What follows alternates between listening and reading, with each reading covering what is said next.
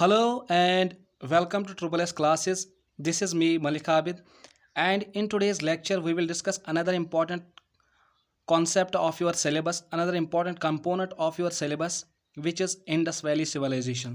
आज हम एक इम्पॉर्टेंट सिविलाइजेशन डिस्कस करने जा रहे हैं। इंडस वैली सिविलाइजेशन की बात करें तो जो मोस्ट एक्सेप्टेड पीरियड माना जाता है, जो कि मैंने आपको पहले ही बोला कि हिस्ट्री में डेट्स की बहुत ज़्यादा इंपॉर्टेंस है। डेट्स आर वेरी इंपॉर्टेंट अगर हम हिस्ट्री की बात करें, लेकिन यहाँ पे जितने ज़्यादा डेट्स इंपॉर्टेंट है उतना ही ज़्यादा कन्फ्यूजन है among historians regarding dates of different civilisations. इस सिविलाइजेशन को इंडस वैली सिविलाइजेशन इसीलिए कहा जाता है क्योंकि ये जो सिविलाइजेशन थी ये कहाँ पे पाई, एक तो रिवर इंडस के बैंक्स पे, और उसकी जो ट्राइब्यूटरीज है, इंडस की जो ट्राइब्यूटरीज है जिसमें आता है झेलम, चिनाब, रावी, बियास एंड सतलुज, इन्हीं रिवर बैंक्स पे ये साइट्स एक्सकेवेट हुई, ये सिविलाइजेशंस हमने पाई। इंडस वैली सिविलाइजेशन की बात करें तो फ्रॉम कार्बन 14 डेटिंग, जो कि एक साइंटिफिक मेथड है to know the age of old objects, जो हमें मदद करता है।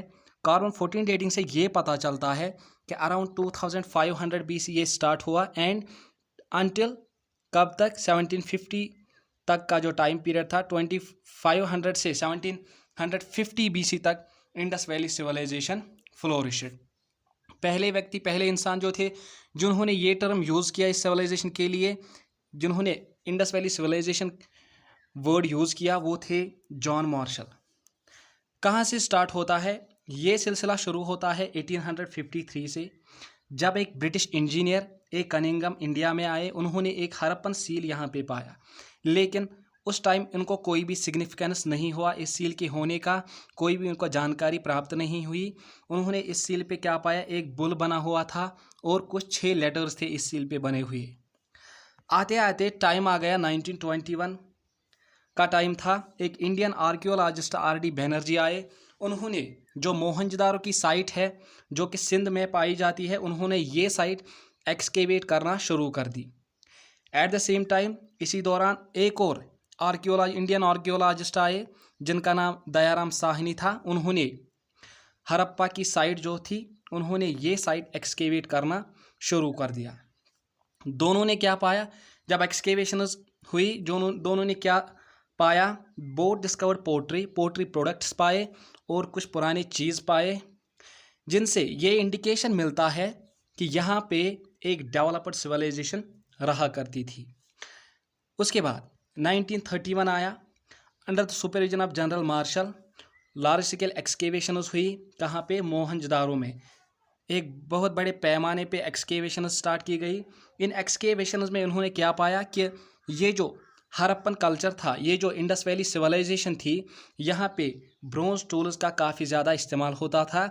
एंड टुडे सभी हिस्टोरियंस, सभी स्कॉलर्स इस बात पे एग्री करते हैं कि ये जो हड़प्पन कल्चर था, इंडस वैली का सिविलाइजेशन था, इसका अर्बन कैरेक्टर था, यानी कि दिस वाज वेल अर्बनाइज्ड, क्योंकि यहाँ पे टाउन प्लानिंग उस टाइम पे हुआ करती थी और वेल मेंटेन ड्रेनेज पाए हमने।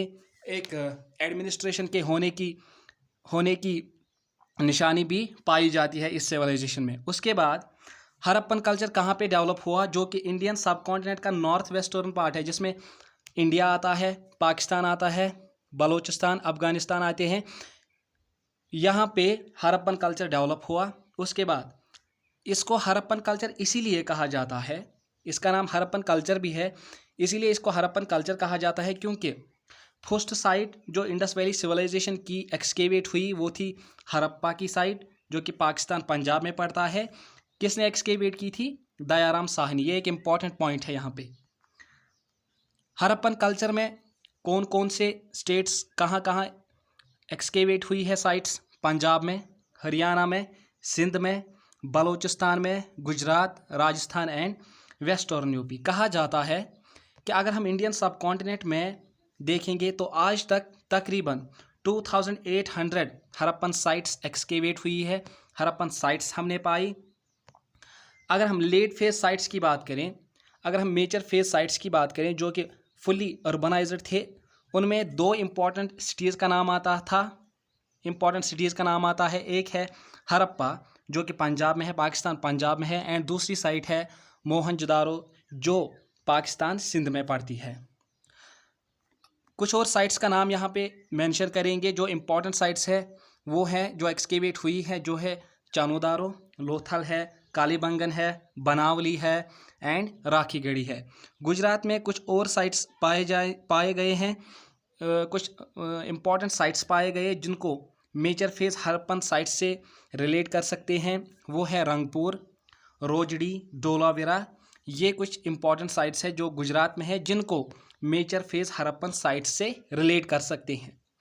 इन सभी साइट्स की अगर हम बात करें तो सबसे बड़ी साइट, सबसे लार्जेस्ट साइट जो हमने एक्सकेवेट की आज तक वो है मोहनजोदारो की site. Among these sites Mohenjodaro site is the largest site. उसके बाद अगर हम इस सिविलाइजेशन की, इंडस वैली सिविलाइजेशन में टाउन प्लानिंग किस टाइप की हुआ करती थी, इसकी बात करें तो जो दो इम्पॉर्टेंट सिटीज़ हमने एक्सकेवेट की आज तक वो है हड़प्पा एंड मोहनजोदारो। यहाँ पे हमने क्या पाया, एक सिटाडल पाया जो कि एक माउंटेड रीजन पे यूजुअली बनाया जाता था। ये सिटी के सेंटर में बनाते थे ये लोग। और शायद पॉसिबली ये कहा जाता है कि जो उस टाइम का रूलिंग क्लास हुआ करता था वो इस सिटाडल में रहा करते थे। उसके बाद बिलो दिस क्या था, उसके नीचे क्या था, एक लावर टाउन हुआ करता था जिसमें ब्रिक हाउसेस पाए गए हैं। और यहाँ पे बताया जाता है कि ब्रिक हाउसेस में जो आम नागरिक है, common people lived in these brick houses. उसके बाद अगर हम साइट्स की बात करें तो सबसे ज़्यादा जो हमने ब्रिक स्ट्रक्चर्स पाए, जो हमने स्ट्रक्चर्स पाए हड़प्पन कल्चर के, इंडस वैली सिविलाइजेशन के, वो हमने कहाँ पे, मोहनजोदारो में पाए। सबसे ज़्यादा साइट्स मोहनजोदारो में हमने इस साइट पे सबसे ज़्यादा स्ट्रक्चर्स पाए। द मोस्ट इम्पॉर्टेंट जो इम्पॉर्टेंट पब्लिक प्लेस है मोहनजोदारो की अगर हम बात करें तो इम्पॉर्टेंट पब्लिक प्लेस वो हमें ग्रेट बाथ मिलता है।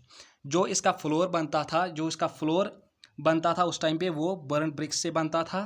मोहनजोदारो में एक और लार्जेस्ट बिल्डिंग हमने पाई जिसको ग्रेनरी बोलते हैं। ये लोग इसमें क्या करते थे, फूड ग्रेन्स इसमें स्टोर करते थे, जिनको ये लोग यूज़ करते थे for wage payment and during emergencies इन फूड ग्रेन्स का इस्तेमाल होता था। उसके बाद ये था मोहनजोदारो के बारे में। उसके बाद अगर हम हड़प्पा की बात करें जो एक इम्पॉर्टेंट साइट है, इम्पॉर्टेंट सिटी हुआ करती थी उस टाइम पे, इसमें भी हमने इस टाइप की कुछ 6 ग्रेनरीज हमने इसमें पाई। और मोस्ट इम्पॉर्टेंट पॉइंट क्या है कि along near the river banks ये सभी ग्रेनरीज हमने पाई।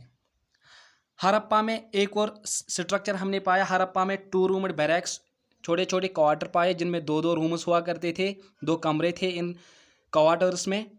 उसमें शायद ये बताया जाता है कि शायद उस टाइम पे जो लेबरर्स थे, लेबर कम्युनिटी थी, वो इन बैरक्स में रहा करते थे।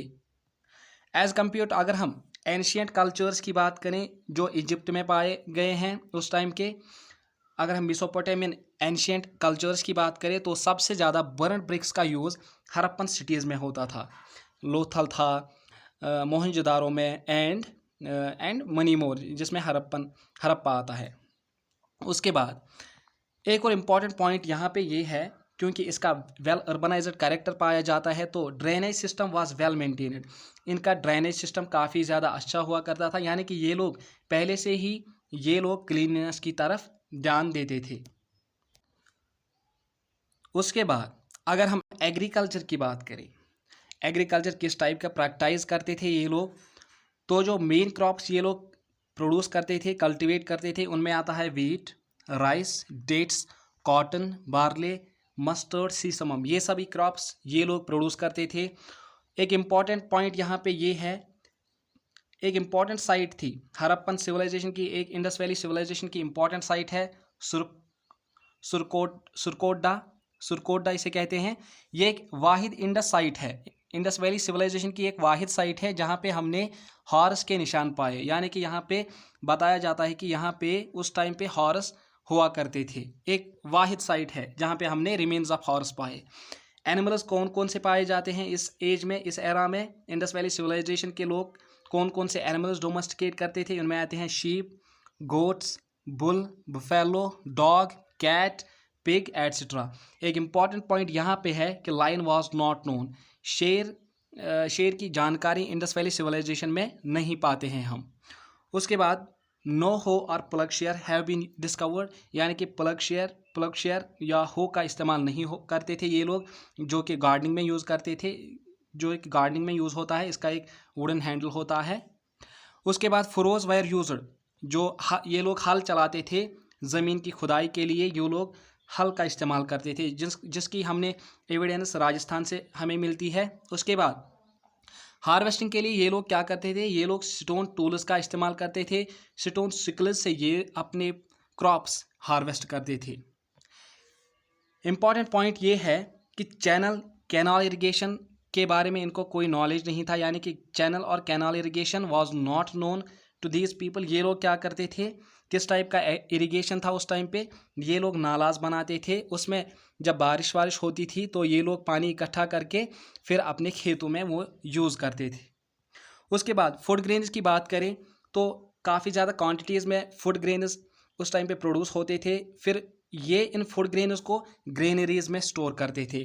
ग्रेनरीज एक स्टोर हाउस का काम करते थे उस टाइम पे।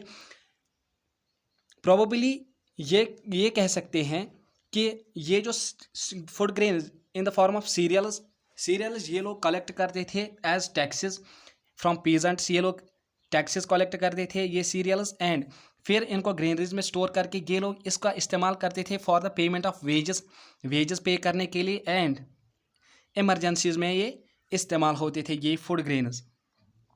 इम्पॉर्टेंट पॉइंट है, और एक इम्पॉर्टेंट पॉइंट है कि फर्स्ट कम्युनिटी जिन्होंने कॉटन प्रोड्यूस किया वो भी इंडस वैली सिविलाइजेशन ही थी। First to produce cotton in the world ये भी इंडस वैली सिविलाइजेशन ही है। Elephants were well known to Harappans, elephants भी उस टाइम पे पाए जाते हैं, एलिफेंट्स के होने के निशान भी पाए जाते हैं।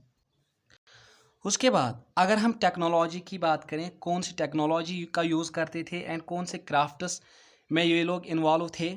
इंडस वैली सिविलाइजेशन जो है ये फर्स्ट अर्बनाइज्ड सिविलाइजेशन है इंडिया की। इंडियन सब कॉन्टिनेंट में सबसे पहली urbanised civilisation Indus valley civilisation ही है। IVC people belong to bronze age से ये लोग बिलोंग करते हैं।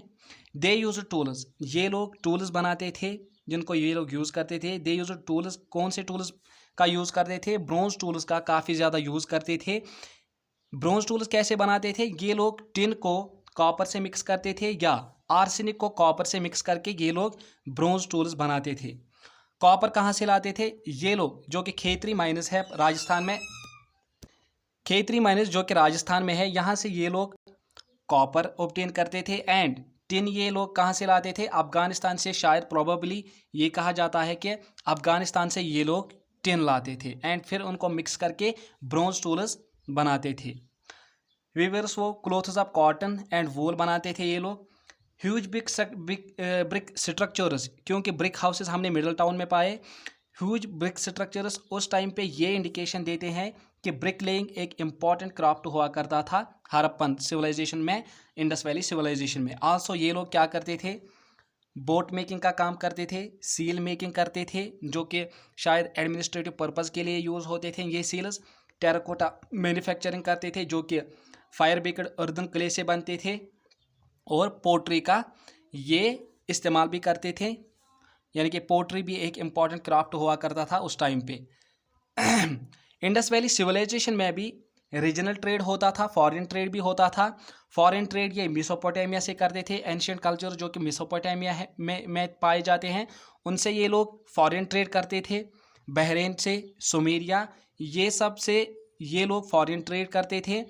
एक्सपोर्ट कौन कौन सी चीज़ें करते थे, ये लोग एग्रीकल्चरल प्रोडक्ट्स एक्सपोर्ट करते थे, कॉटन गुड्स एक्सपोर्ट करते थे, टेराकोटा फिगरीन्स एक्सपोर्ट करते थे, pottery export, copper and ivory, ये सब प्रोडक्ट्स ये लोग एक्सपोर्ट करते थे। इम्पॉर्टेंट पॉइंट, एक और इम्पॉर्टेंट पॉइंट जो आपको याद रखना है कि Indus valley civilised people, Indus valley civilisation में iron was not known to them, iron का कोई भी यूज़ नहीं होता था। ये लोग क्या क्या यूज़ करते थे, गोल्ड का यूज़ करते थे, कॉपर का यूज़ करते थे एंड ब्रोंज का यूज़ काफ़ी ज़्यादा ये लोग करते थे। जो ये रीजनल ट्रेड करते थे या फॉरेन ट्रेड करते थे, trade was mainly due to barter system, ये लोग थ्रू बार्टर सिस्टम अपना ट्रेड करते थे, चाहे रीजनल ट्रेड हो चाहे फॉरेन ट्रेड हो। बार्टर सिस्टम में क्या करते थे ये लोग क्या करते थे, कुछ चीज़ें एक्सपोर्ट करते थे और उनके बदले में ये उनसे कुछ चीज़ें इंपोर्ट करते थे। इसको बार्टर सिस्टम कहते हैं।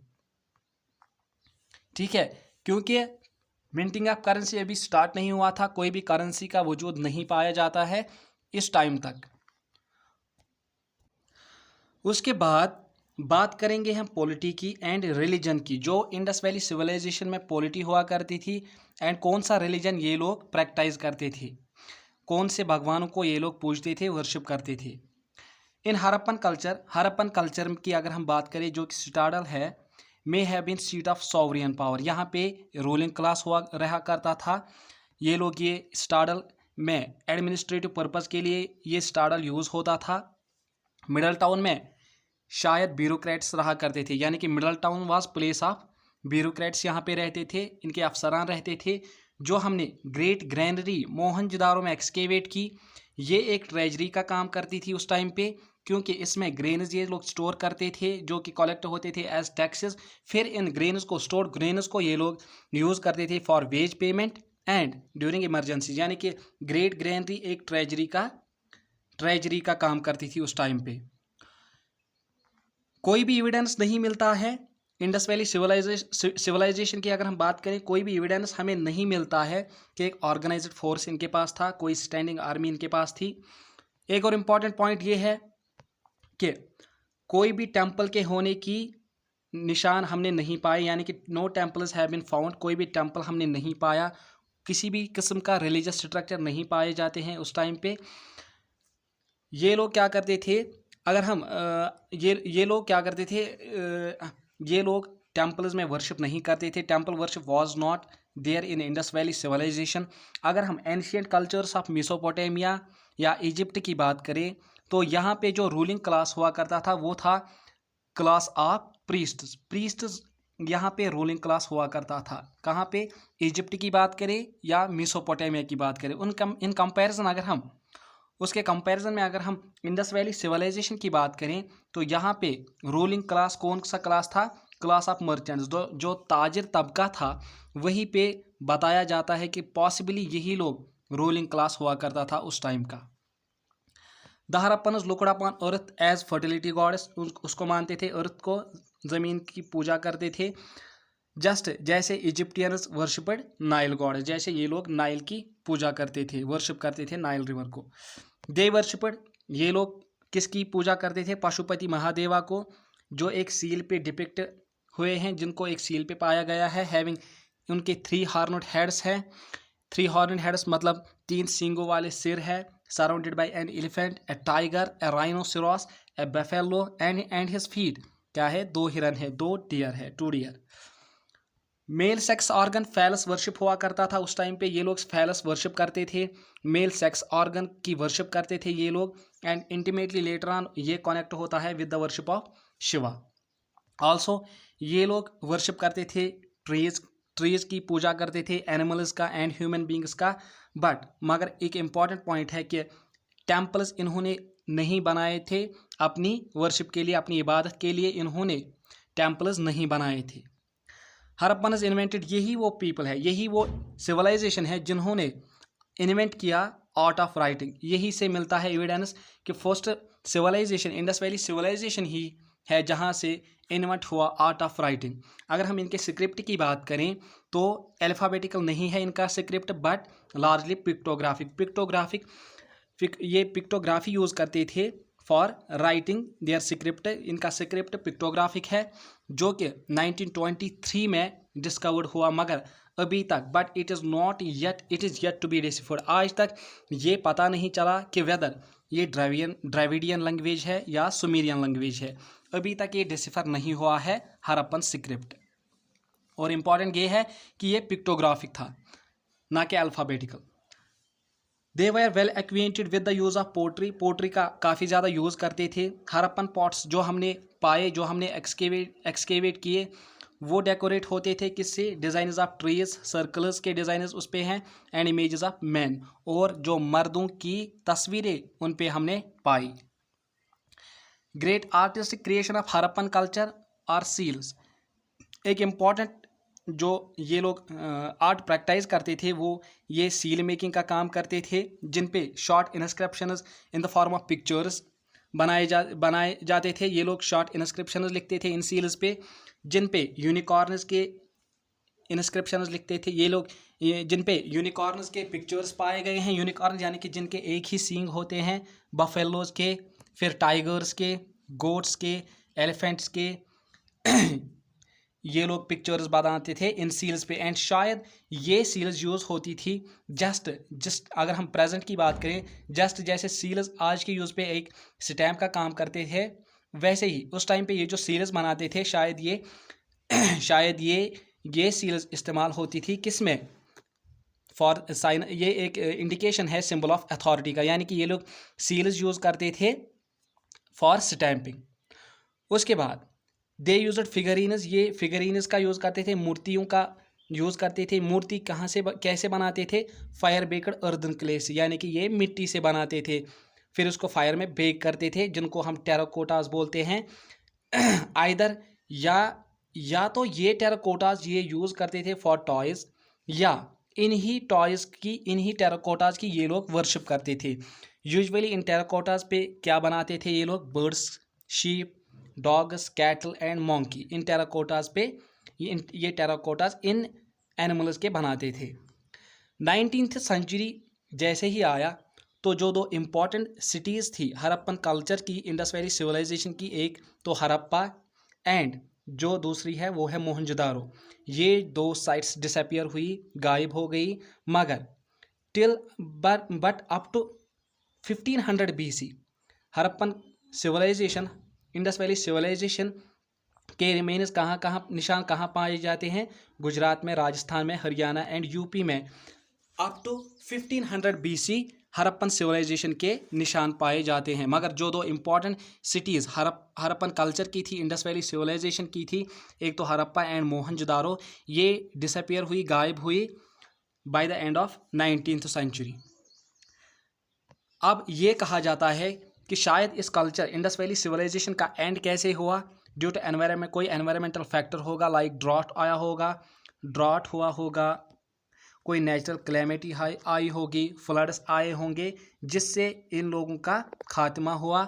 And loss of water supply, जैसे ही वाटर सप्लाई कम हुई, वाटर सप्लाई जैसे ही गायब हो गई, तो ये लोग भी ओवरऑल सर्वाइव करने के लिए एक इंसान को पानी की काफ़ी ज़रूरत पड़ती है।